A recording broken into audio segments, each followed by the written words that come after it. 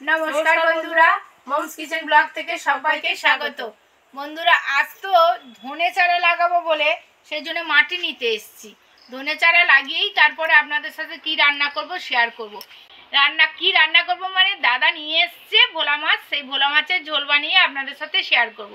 কিন্তু সবার আগে ধনে গাছটা লাগিয়ে নিই, মাটিটা কুষিয়ে নিই, তারপর আপনাদের সাথে সেই রেসিপিটা শেয়ার করব।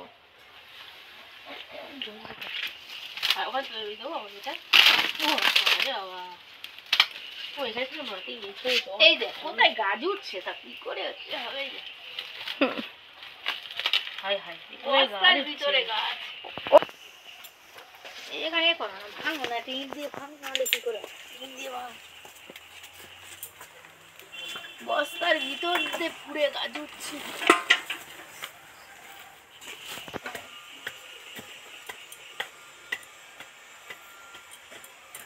মাটিটা ভালো না মা? হ্যাঁ, কতদিনের মাটি?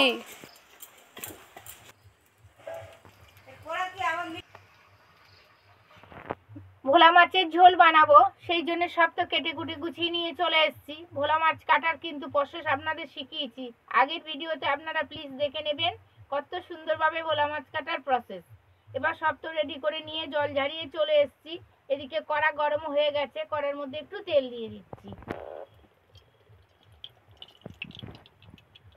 এদিকে তো কড়াতে তেল গরম হতে থাকছে, আর এদিকে নুন হলুদ লঙ্কা দিয়ে ভোলা মাছটা ভালো করে ম্যারিনেট করে নেব। যত ভালো করে ম্যারিনেট করবেন এই জলটা বেরিয়ে আসবে, তখন ভাজতেই সুবিধা হবে।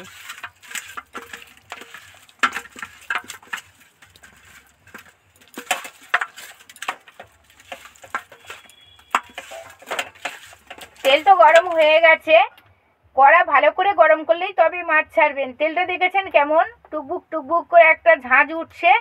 এইবারে মাছটা একটা একটা করে তেলের মধ্যে দিয়ে দেবো। একটা করে মাছ দেবো আর একটা করে উল্টে দেবো। মাছগুলো খুব বড়।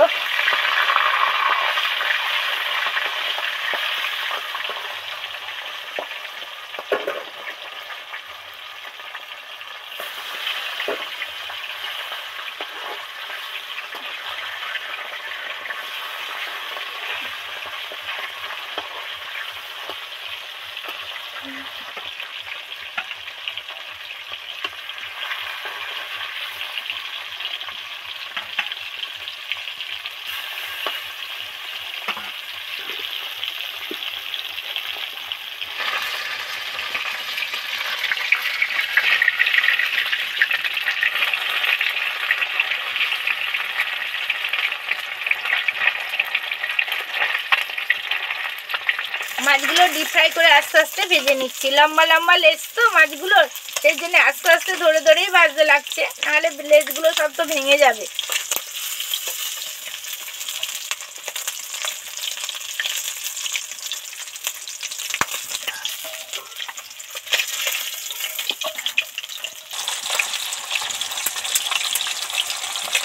মাছ তো ধরে ধরেই ভেজেই নিলাম। মাছের লেজগুলো এত এত লম্বা যে ভাজতে খুব অসুবিধা হয়, সেই জন্য একদম ধরে ধরে গুছিয়ে ভেজে নিলাম। এবার এই তেলের মধ্যে একটা তেজপাতা আর একটা শুকনো লঙ্কা দিয়ে দেব। শুকনো লঙ্কা তেজপাতা তো লাল লাল করে ভাজা হয়ে গেছে, এবার এর মধ্যে পেঁয়াজ কুচিটা উঠিয়ে দিচ্ছি।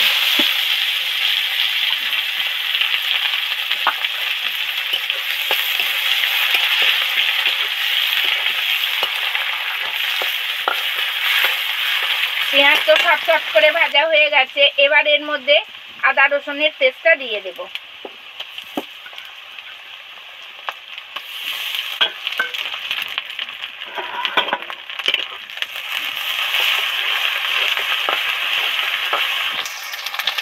আদা রসুন তো তেলের মধ্যে দিয়ে দিলাম, একটু লবণ অ্যাড করছি যাতে আদা রসুন পেঁয়াজ ভালো করে তেল ছেড়ে যায়।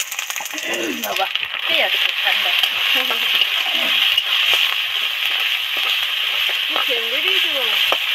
সেন্ট বেরিয়েছে, খেতেও এর থেকে ভালো ডেলিশিয়াস হবে। যা সেন্ট বেরিয়েছে তার দ্বিগুণ আরো খেতে ভালো লাগবে। সব সময় তো ভোলা মাছের কালিয়া, ভোলা মাছের একদম সর্ষে বাটা, ভোলা মাছের বেগুন আলু কচু দিয়ে ঝোল, কিন্তু এটা শুধু বেগুন আর আলু আর টমেটো এই দিয়ে এমন একটা ঝোল বানাবো আপনারা খেয়ে বুঝতেই পারবেন না। পেঁয়াজ আদা রসুন তো দারুণ একটা ফ্লেভার বেরিয়েছে, মিষ্টি গন্ধ বেরিয়েছে। এবার এর মধ্যে আলু আর বেগুন আর টমেটোটা উঠিয়ে দেবো।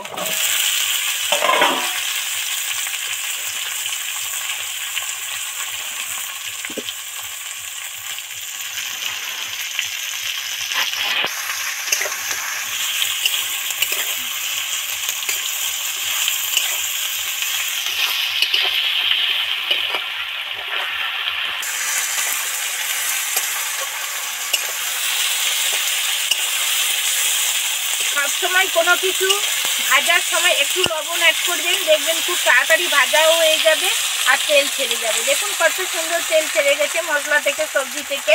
এবার এর মধ্যে আর একটু মশলা অ্যাড করব। লবণ তো দিয়েই দিয়েছিলাম। এবার হলুদ গুঁড়ো আর লঙ্কা গুঁড়ো অ্যাড করব।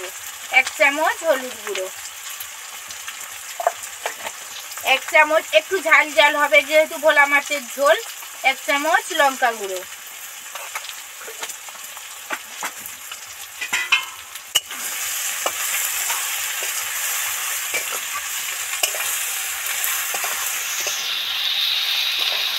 মশলা টসলা সব তো তেল ছেড়ে গেছে, দারুণ একটা ফ্লেভার বেরিয়েছে। এবার জল দিয়ে দেব।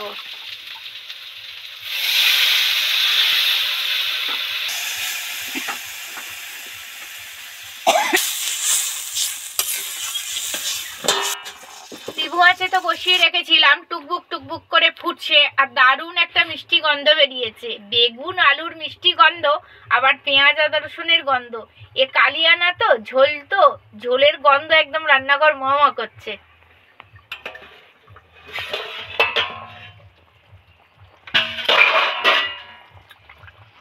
কত সুন্দর দেখতে হয়েছে, খেতেও ওরকম সুন্দর হয়েছে। ভোলা মাছের ঝোল তো কমপ্লিট করেই ফেললাম। ভোলা মাছটা এর মধ্যে দেব না, এটা আগে সবার আগে নামিয়ে নেব।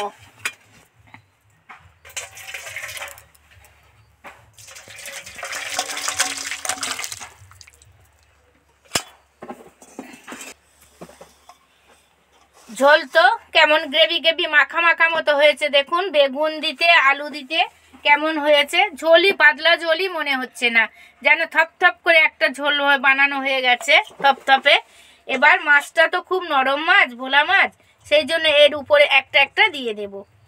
আপনা থেকে এর মধ্যে ঝোল চলে যাবে।